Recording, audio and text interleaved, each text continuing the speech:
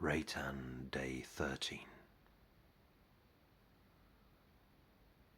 In the desolate and deserted landscape of the twilight of this morn, where once stood a row of mandrake, bordered by the fields of wheat and corn, where the sheep and cattle grazed, and herds of sable horses by the serfs were duly raised for the nation's defence forces, stood just one abandoned post, high upon a flattened plateau, where, wrapped around as if a ghost, Reytan slumped was in his shadow.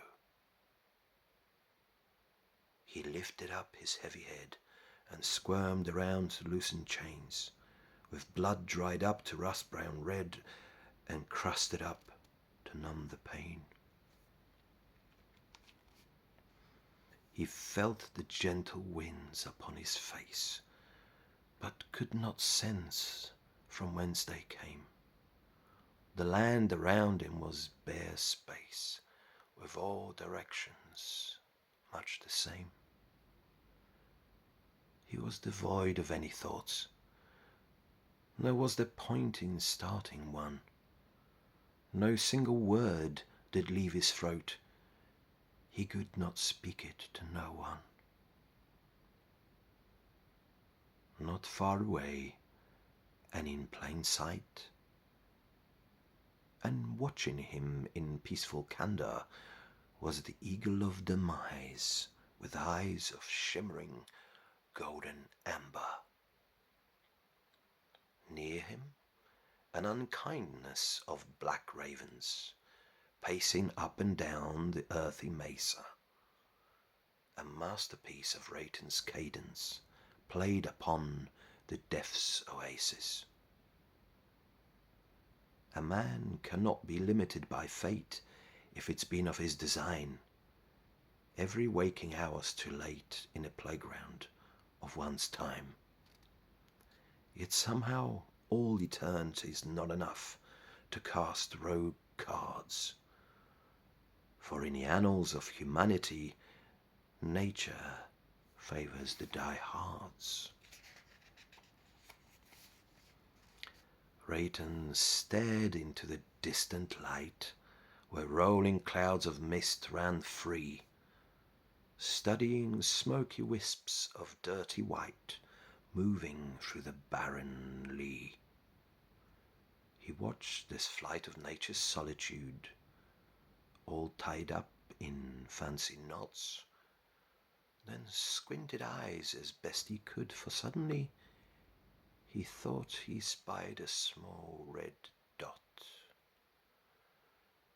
At first, dreamed he it was his eyes, in failing mind's imagination fecund.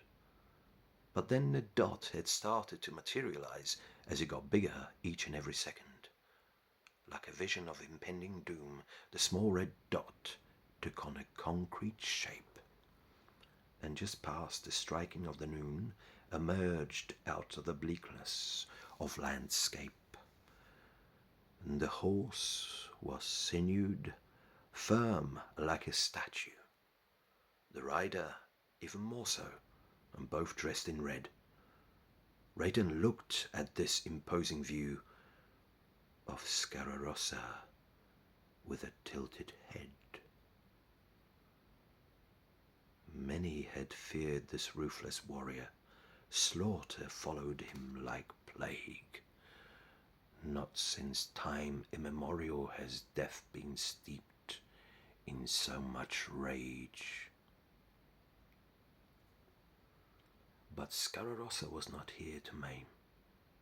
That was plain, as he did then dismount.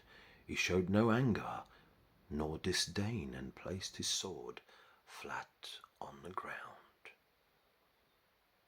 Reytan, squire, hallowed it will be thy name, started he with a coarse voice. I come to free you from these chains and this is Perfidio's choice. The jester took a long yet shallow breath and turned to face the beast in red. Pray, why deny me easy death? Doth he not wish me dead? The Villaherds are proud in honour for all who show stark brazen bravery. Alas, the realm of Waros and enclosures was once treacherous and unsavoury. Its king was futile and unavailing, army aimless and decrepit, a people selfish, dim and failing, and its faith in human kindness tepid.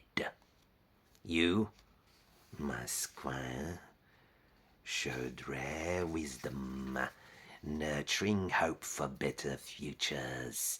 You then dared to buck that system, planting seeds of revolution. But gods had sanctioned the land's torture, for mere penance was too won, and charged the beasts as their enforcers till the line of ruin was drawn. Yet now tell me, Scararossa, what of nature's honest people? Did it fail to keep 'em safe? As is my witness this here bald eagle, they're all within their dark and shallow graves. Every noble slave and serf, Mud King Sass and his crew, Terces, Gabe, and the knight himself, who told Perfidio all about you. That grimy coward died death of 1,000 bone-deep guts. Well, then too were caught, dragging a chest full of royal treasure, the dirty, cheating sewer rats. Nothing left, none but you. All the sinners left this place. Waros is an empty pew, empty of its former foul and rotting race. But what is one's noble deed, if it cannot free the meek, if it fails to meet the needs of the humble and the weak? And what's the point of noble victories when there's no one to share triumphs of redemption from iniquities? I cannot partake in such connivance. Said Perfidio, he will let your light shine in the brightest pastures far from Waros. But he cannot turn back time. Only future is guaranteed before us. Then leave me here just to myself, for I'm no good to no one now. My heart and mind, my bankrupt wealth, and death my goal, I here avow. Pray tell Perfidio I am done, that I'll be ash in my homeland. Aye, squire, your words' tenor I comprehend. Your wish will be my just command. So Scararossa took his sword and placed it in his crimson scabbard. Then, without saying one more word, he bowed to Reytan in most modest manner. Mounted he his faithful horse and started riding towards Horizon, the blurry soup of sour remorse where clouds of rust were now fast rising. Soon he turned into a dot, red and bright against the sky, and Reytan left was on his spot, still tied up in chains so tight. I was born of dirt and dust. Soon I will be that once more. Then I shall be free at last, having won my inner war. Pointless is each heavy battle, worthless is a man's vast wealth, when in dying breath's death rattle he can't even save himself. Take this body, gods above. Take my cloth and take my name. Take my vain attempts at love, abject failures, and my pain. He then slid right to the ground, to the bottom of the post, eyelids slowly shutting down, till he was but just a ghost.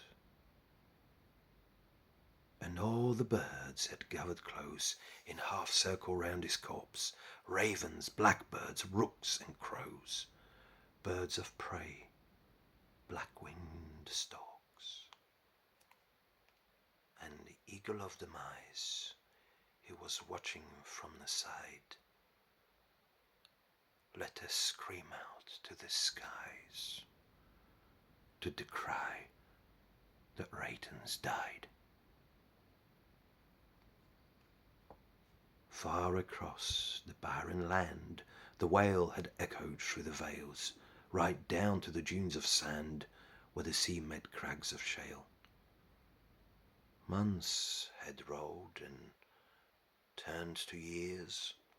No more clouds through Waros passed. The sun had blessed it with its sphere, and the winds died down at last. In a gargoyle sinuous west, on a mountain bearing bloom, the eagle of demise slept in its hispid nest, underneath the midnight moon. It woke to meet its faithful owner when she brought its daily feed. Aurelia entered its enclosure and placed some sea shrew at its feet. She stroked its head with gentle motion and whispered something in its ear. The bird repaid her with emotion and shed a melancholy tear.